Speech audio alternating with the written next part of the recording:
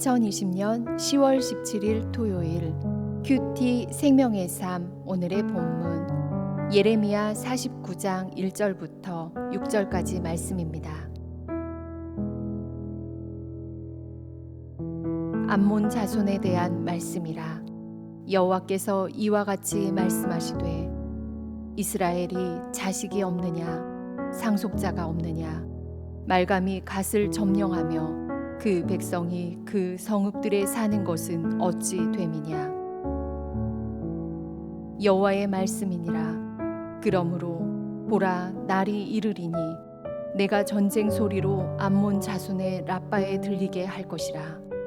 라빠는 베어더미 언덕이 되겠고 그 마을들은 불에 탈 것이며 그때 이스라엘은 자기를 점령하였던 자를 점령하리라. 여호와의 말씀이니라.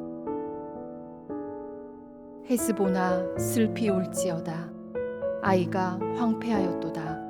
너희 라빠의 딸들아 부르짖을지어다. 굵은 배를 감고 애통하며 울타리 가운데에서 허둥지둥할지어다. 말감과 그 제사장들과 그 고관들이 다 사로잡혀 가리로다. 패역한 딸아 어찌하여 골짜기 곧 내 흐르는 골짜기를 자랑하느냐. 내가 어찌하여 재물을 의뢰하여 말하기를 누가 내게 대적하여 오리요 하느냐. 주 만군의 여호와의 말씀이니라. 보라 내가 두려움을 내 사방에서 내게 오게 하리니 너희 각 사람이 앞으로 쫓겨나갈 것이요 도망하는 자들을 모을 자가 없으리라. 그러나 그 후에 내가 암몬 자손의 포로를 돌아가게 하리라. 여호와의 말씀이니라. 아멘.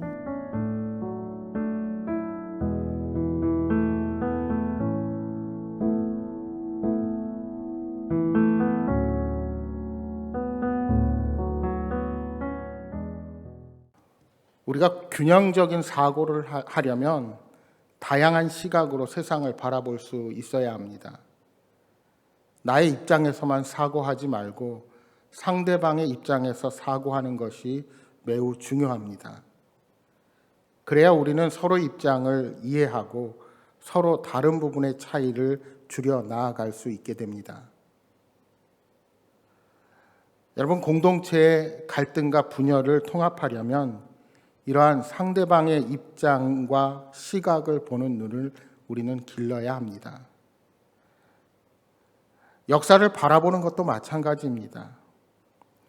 강대국의 관점에서만 생각하면 약소국들은 본래 문제가 있는 민족입니다.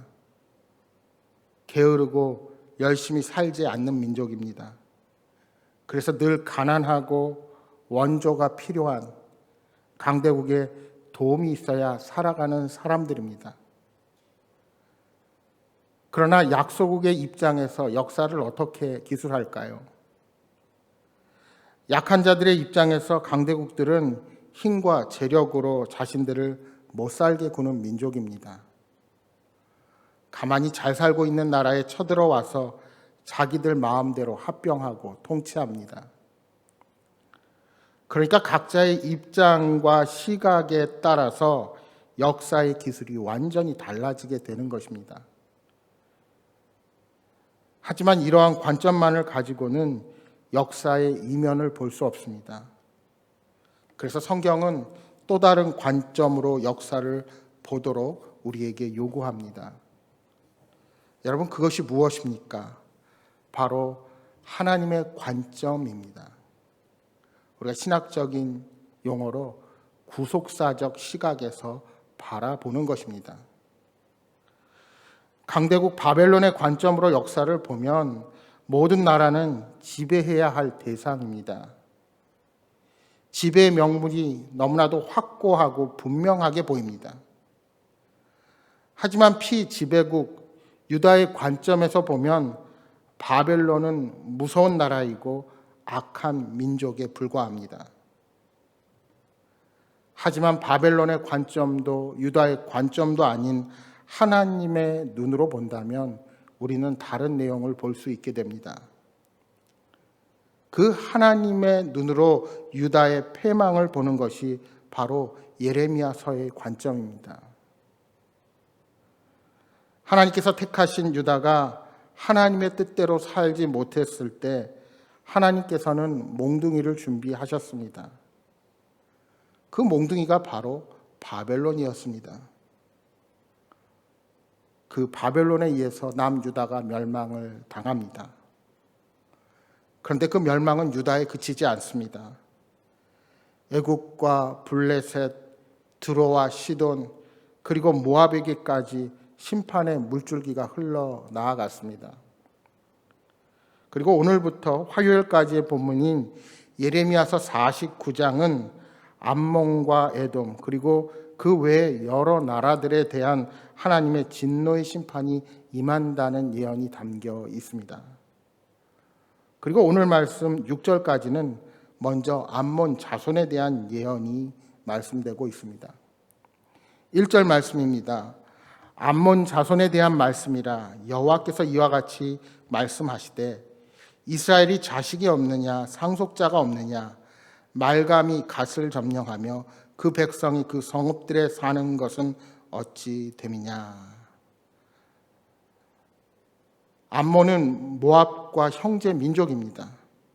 그리고 여러분이 아시는 것처럼 아브라함의 조카 롯이 두 딸들과 부적절한 관계에서 낳은 아들이 암몬과 모압 두 민족이었습니다. 따라서 모압과 마찬가지로 암몬도 역시 이스라엘의 입장에서 생각해 볼 때는 수치스러운 역사였습니다. 그래서 이스라엘 백성들은 모압과 암몬을 무시하고 멸시했습니다. 그러나 하나님은 이스라엘 백성에게 암몬 족속의 땅은 롯 자손에게 기업으로 주었으므로 그들을 괴롭히지도 말고 다투지도 말고 선대할 것을 명하셨습니다. 하지만 암몬 족속은 이스라엘이 가나안을 향한 행진할 때 그들을 선대하지 않고 바알볼의 사건으로 이스라엘 백성들을 대적합니다. 그런 이유로 하나님은 그들을 절대로 이스라엘 백성으로 받아들이지 말라고 명령하셨습니다.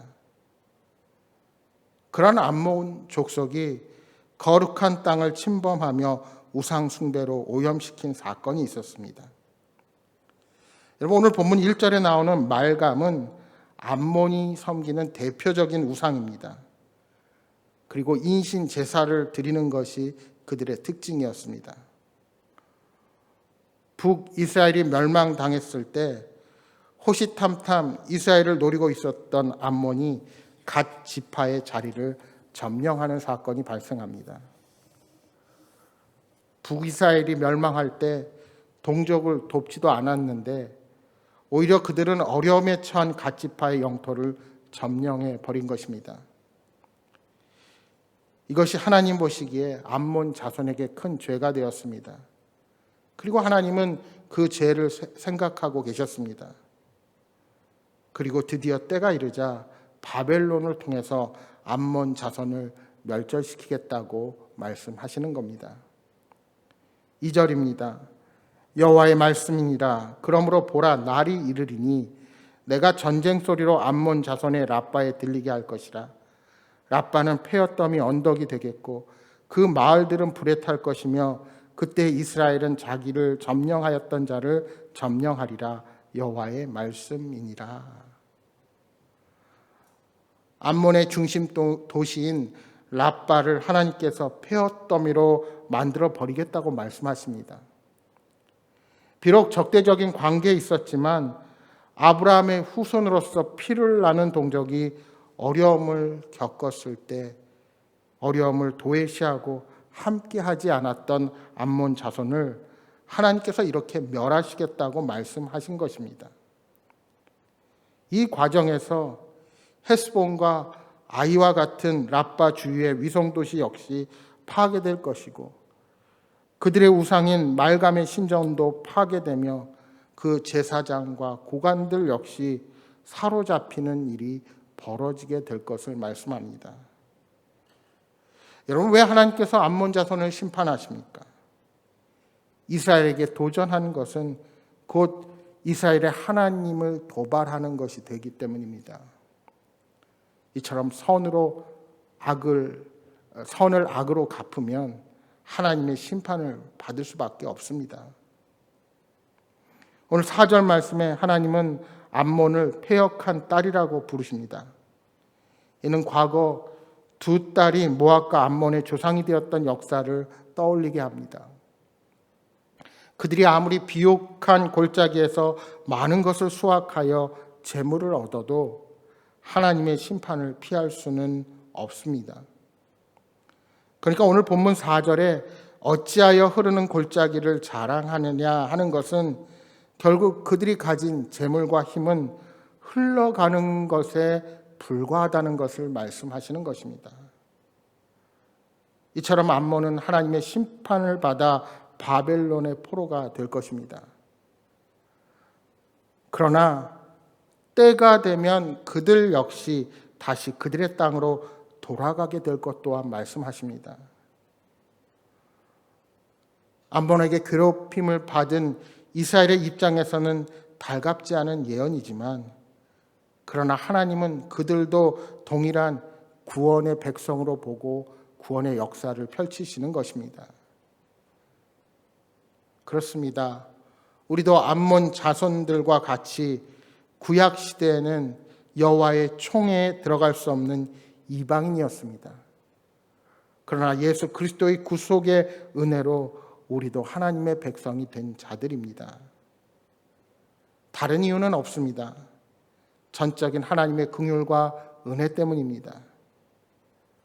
복음 앞에서는 유대인이나 이방인이나 차별 없이 하나님의 긍휼하심과 은혜를 입어서 구원을 받게 되는 것입니다.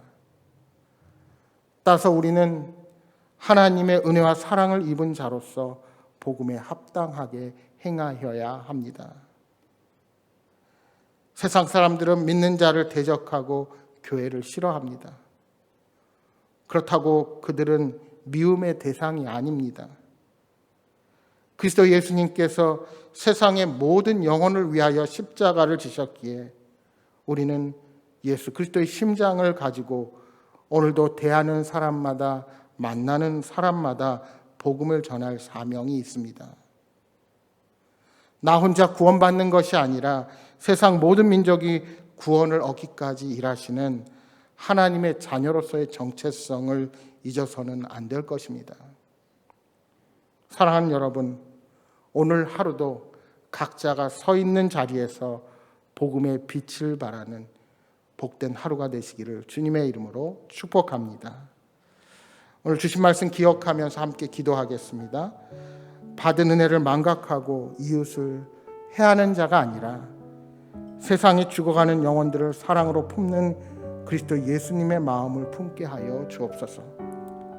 나만을 생각하는 이기적인 마음을 버리고 예수님의 사랑의 마음으로 살게 하여 주옵소서 하고 기도하시기 바랍니다. 특별히 이번 주에는 모든 예배가 회복됩니다. 우리 방역 당국에서 좌석의 30%가 예배 드릴 수 있게끔 해줬는데 저희는 본당에 스티커 붙여 있는 자리가 30%가 아니라 27, 8%밖에 안 되기 때문에 우리가 드리는 기존의 3부 예배를 통해서 모두가 예배 드릴 수 있게 되었습니다. 여러분 드릴 예배를 위해서 기도해 주시고, 특별히 재개되는 우리 아동부와 유아 유치부 교회 학교를 위해서도 기도해 주시기 바랍니다. 또한 여러분 가져오신 간절한 기도의 제목 놓고 기도하시다가 돌아가시기 바랍니다. 함께 기도하겠습니다.